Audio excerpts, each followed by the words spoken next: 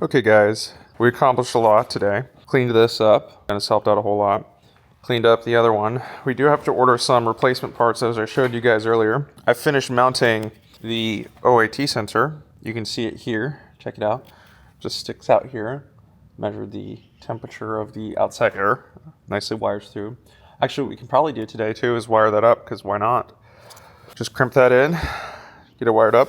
I also got the chance to completely clean up the inside of this plane. It is completely clean on the inside of these. Long overdue.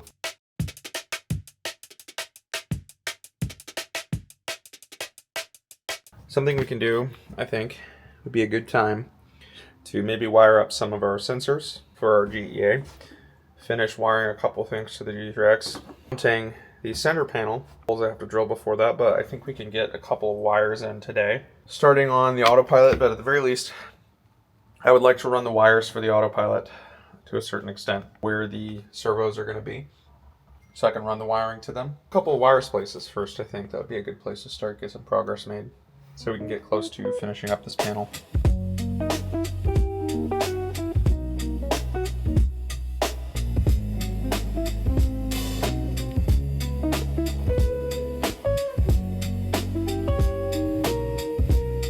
Got a good bit done, got some wires done. I also finished routing all of the cabling in the rear, and I am officially exhausted, and it is already pretty late. We accomplished a good amount today. Hopefully we can accomplish more on another day, and I'll catch you guys in the next one. Just my luck, after I'm already exhausted, I was driving to exit the airport, and after I hit a bump, started making this awful sound.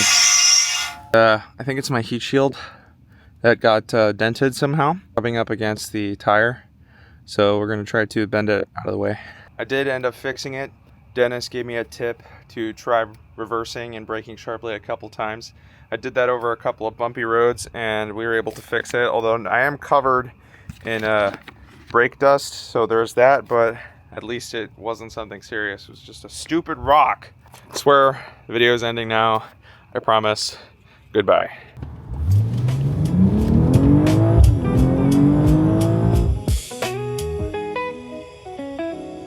Great day. So we were doing some inspections on some of these. We also took out the camshaft to get looked at. And turns out this gear is no good. This is the fuel pump gear and it needs to be replaced. It has some corrosion on some of these teeth that make it a no-go. And we also took the camshaft to get looked at and it looks pretty good condition.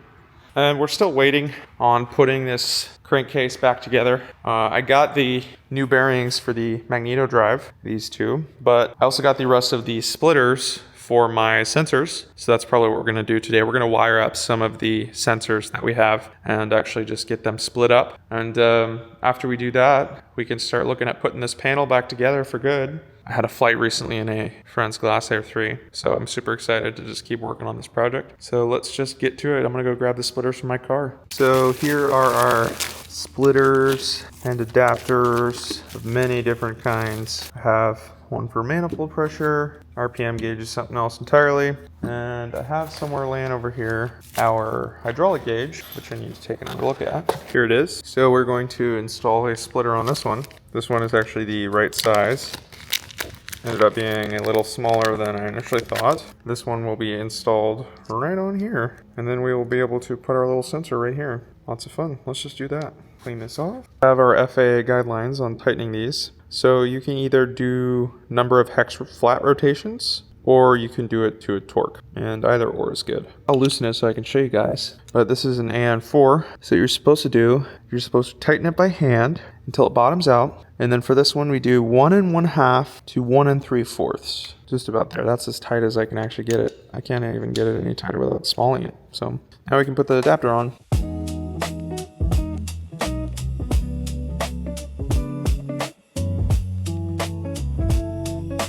The sensor should be able to just bolt in. Now we can put our sensor in this right hand side. I have a special sensor just for this one. It's very high PSI. One gives us readings up to 1600 PSI, which is great because this hydraulic system will never go over 1500.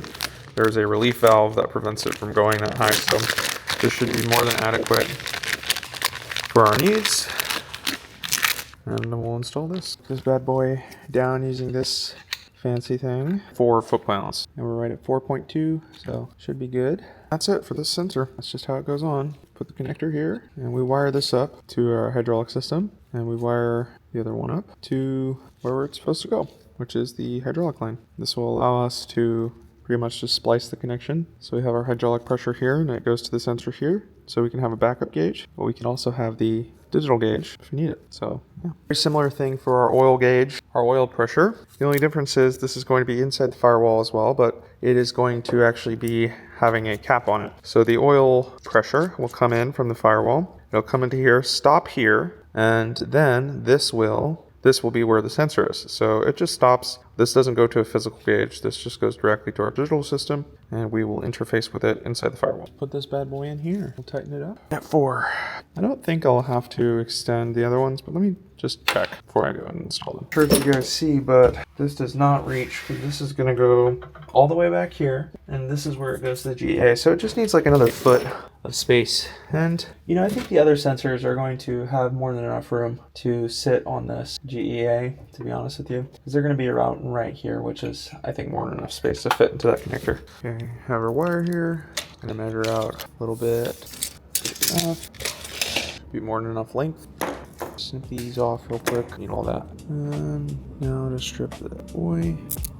Now we're going to put a sleeve on this to ground it, and need to be the number 1 best.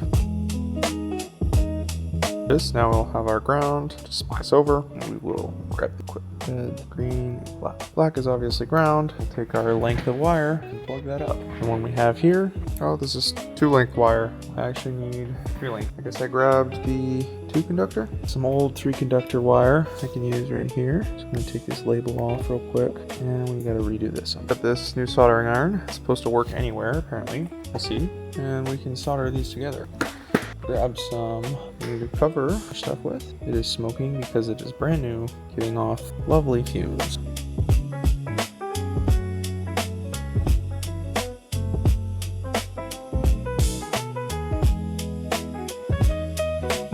Now for the final one, conventional shield splice. Giving this a try. This is only maybe not that voltage, 5 volts actually. Spliced on there, pretty good. And we can close this up with some heat shrink tubing. Here is the splice, successfully wired up. I might come back another day. It's getting pretty late. I got other stuff to do. So we'll just install this really quickly and maybe get out of here.